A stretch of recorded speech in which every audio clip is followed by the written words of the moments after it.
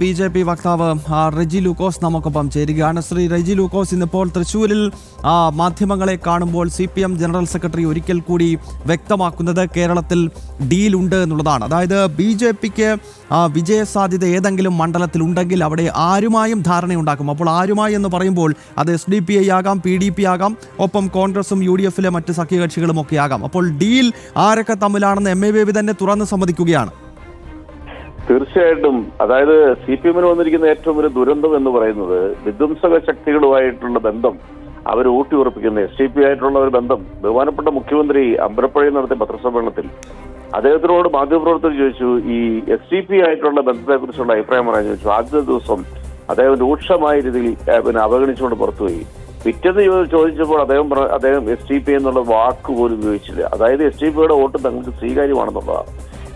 അവിടുത്തെ 40 വട്ടം മതേതരത്വവും മത തീവ്രവാദി സംഘടനകളുമായിട്ട് ഞങ്ങൾക്ക് ബന്ധമില്ല എന്ന് പറയുന്ന CPM ഇന്ന് തുറന്നു സമ്മതിച്ചിരിക്കുന്നു ഇത്തരം കൂട്ടരുമായിട്ടുള്ള അവരുടെ കൂട്ടുകെട്ടുകൾ. MA ബേബി അത് വളരെ വസ്തുതാപരമായിട്ട് തുറന്നു പറഞ്ഞിരിക്കുന്നത്. പറയാതെ കൊണ്ട് തന്നെ കേരളത്തിലെ ജനത്തിനറിയാം ഈ പറയുന്ന CPM ആരുമായി കൂട്ടുകൂടി BJP-യെ നിയമസഭയിലെത്തിക്കാതിരിക്കാനുള്ള തന്ത്രങ്ങൾ പണിയുന്നു. പക്ഷെ അവർ പരാജയപ്പെട്ടു. അതായത് BJP എന്ന് പറയുന്ന രാഷ്ട്രീയ പ്രസ്ഥാനത്തോട് കേരളത്തിലെ ജനങ്ങൾക്കുള്ള ആഭിമുഖ്യം വർദ്ധിച്ചതെന്നുള്ള വിവരം ഇവർക്ക് തിരിച്ചറിയാൻ പറ്റാതായിരിക്കും. ഒരുപക്ഷെ തങ്ങൾ പരാജയപ്പെടും, തങ്ങൾ ജനങ്ങളാൽ തിരസ്കരിക്കപ്പെടും എന്നുള്ള ഒരു വിളറി അല്ലെങ്കിൽ അങ്ങനെ ഒരു ഭയമായിരിക്കും MA ബേബിയെ കൊണ്ട് ഈ രീതിയിലുള്ള പ്രസ്ഥാനം നടത്താൻ കാരണം. നമ്മൾ ഇതിൽ നിന്ന് മനസ്സിലാക്കേണ്ടത് കോൺഗ്രസും CPM-ഉം തമ്മിൽ ഒരു ഡീല് കേരളത്തിലുണ്ടെന്നുള്ളത് വളരെ വ്യക്തമാണ്. ഏറ്റവും വലിയ ഉദാഹരണം എന്ന് പറയുന്നത് പാലക്കാട് നിയോജകമണ്ഡലം തന്നെ എടുക്കൂ. പാലക്കാട് നിയോജകമണ്ഡലത്തിൽ CPM നിർത്തിയിരിക്കുന്ന ആരെയാണ്? ജനങ്ങൾക്ക് പോലും അറിയാൻ പറ്റാത്ത ഒരു റെസ്റ്റോറന്റ് ഉടമയെ, അതായത് വർഗീയതയുടെ പേര് ഊന്നി പറഞ്ഞുകൊണ്ട് ആ വോട്ട് നിശ്ചയമായിട്ട് ശോഭാ സുരേന്ദ്രനല്ലേ BJP-യുടെ സ്ഥാനാർത്ഥി കിട്ടാതിരിക്കാനുള്ള ഒരു തന്ത്രമാണ് അവർ പറഞ്ഞത്. പക്ഷെ അവരോട് പരാജയപ്പെടും. അങ്ങനെ കേരളത്തിലുടനീളം നമ്മൾ കൃത്യമായി നിരീക്ഷിച്ചിട്ടുണ്ടെങ്കിൽ BJP പരാജയപ്പെടുത്തുന്നത് BJP-യുടെ വൻ ജനമുന്നേറ്റത്തിന് തടഞ്ഞ് നിയമസഭയിൽ പ്രവേശിപ്പിക്കാതിരിക്കാനായിട്ട് ഇവർ ഇതുപോലുള്ള വിധ്വംസക ദേശവിരുദ്ധ സഖ്യങ്ങളുമായിട്ട് കൂട്ടുകൂടുന്നു എന്ന് പറയുന്നത് എത്രയോ ലജ്ജാകരമാണ്. ഈ പാർട്ടി വന്നിരിക്കുന്ന അധപതനത്തിന്റെ ഏറ്റവും നേർക്കാഴ്ചയില്ലേ MA ബേബിയിലൂടെ പുറത്തു വന്നിരിക്കുന്നത്.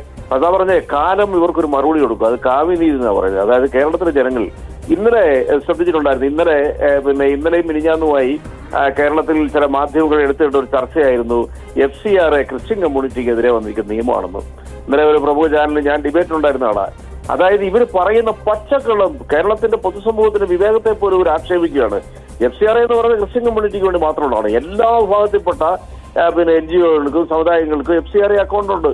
അതിൽ ദേശവിരുദ്ധ പ്രവർത്തനങ്ങൾക്കായി കൊണ്ടുവരുന്ന പണം കൃത്യമായ രീതിയിൽ നിരീക്ഷിക്കാനും അത് തടയാനും വേണ്ടി കൊണ്ടുവരുന്ന നിയമം എങ്ങനെ ക്രിസ്ത്യൻ കമ്മ്യൂണിറ്റിക്കെതിരെയാകുന്നത്? അപ്പോൾ അതിന് ഏറ്റവും കൂടുതൽ ക്രിസ്ത്യൻ കമ്മ്യൂണിറ്റിയുടെ പേര് പറഞ്ഞുകൊണ്ട് ഈ നാടകം കേരളത്തിൽ ആടിതാര CPM ആണ്. എന്തൊരു ദുരവസ്ഥയാ പാർട്ടിയുടെ. ഇനി മറ്റൊരു രസകരമായ കാര്യം, മാർച്ച് 25-ാം തീയതിയിലാണ് ഈ FCRA അമെന്റ്മെന്റ് പാർലമെന്റിൽ അവതരിപ്പിക്കുന്നത്. മാർച്ച് 25-ാം തീയതി. മാർച്ച് 30-ാം തീയതി 7 ദിവസം കഴിഞ്ഞിട്ടാണ് ചങ്ങനാശ്ശേരിയിലെ അഭിമന്യ തറയിൽ പിതാവ് ഒരു ആശങ്ക പോസ്റ്റ് ഇട്ടത്. ഉടനെ തന്നെ ഈ MP-മാർ ചാടി വീണിരിക്കുന്നത് ഇടതും വലതും ഉള്ളവർ ക്രിസ്ത്യൻ കമ്മ്യൂണിറ്റിക്കെതിരെയുള്ള നിയമമാണെന്ന്. അപ്പൊ ചോദിക്കുന്ന ചോദ്യം ഇത്രയേ ഉള്ളൂ. 25-ാം തീയതി പാർലമെന്റിൽ അവതരിപ്പിച്ച ആ നിയമ ഭേദഗതി ബില്ല് ഈ 7 ദിവസക്കാർ ഇവർ എവിടെയായിരുന്നു? ഒരക്ഷരം പോലും അതിനെതിരെ പ്രതികരിച്ചിട്ടില്ലോ. അതിൽ നിന്ന് അർത്ഥമാക്കുന്ന എന്താ? ദേശവിരുദ്ധ വിധ്വംസക പ്രവർത്തകർക്ക് പണം വരുന്നത് തടയാനായിട്ടുള്ള നിയമമാണെന്നുള്ള അവർക്ക് വ്യക്തമായിട്ടറിയാം. ആ നിയമം ഒരു സമൂഹത്തിനെതിരാണ്. നേരെ ഫണ്ടുകൾ വിനിയോഗിക്കുന്ന ഒരു സമൂഹത്തിന് എതിരല്ല എന്നുള്ള ബോധ്യമുള്ളതാണല്ലോ 7 ദിവസക്കാലം പാർലമെന്റിൽ ഒരു അക്ഷരം പോലും ഉണ്ടായിരുന്നത്. അവിടെ നിന്നും നമ്മളെന്താ മനസ്സിലാക്കേണ്ടത്? അതായത് അവസരം കിട്ടിയപ്പോൾ വർഗീയതയും നിയമത്തിന്റെ യാതൊരു ഭാരപാടം അറിയാതെ കണ്ട് ക്രിസ്ത്യൻ സമൂഹത്തിനെ മാത്രം ലക്ഷ്യം വെച്ചുകൊണ്ടാണെന്ന് പറഞ്ഞാൽ ഇവരെ കേരളം തിരിച്ചറിഞ്ഞു കഴിഞ്ഞു. ഇവരുടെ ഈ കപട നാടകങ്ങൾ കേരളത്തിൽ ഇനി വിലപ്പോകത്തില്ല. ഇവർ ഏതെല്ലാം രീതിയിലുള്ള ഡീലുകൾ ആരെല്ലാം ആയിട്ട് നടത്തിയാലും, ഏത് വിധ്വംസക ദേശവിരുദ്ധ പ്രസ്ഥാനങ്ങളുമായിട്ട് നടത്തിയാലും കേരളത്തിന്റെ പൊതുസമൂഹം ഇവരെ മനസ്സിലാക്കിയത് കൊണ്ട് തന്നെ ഇവരുടെ ഈ നാടകങ്ങളിൽ കേരളത്തിൽ അരങ്ങേറുന്നില്ലെന്നാണ് എനിക്ക് പറയാൻ പറ്റുന്നത്. വളരെ നന്ദി ശ്രീ റെജി ലൂക്കോസ് ഈ ഘട്ടത്തിൽ പ്രതികരിച്ചതിന്.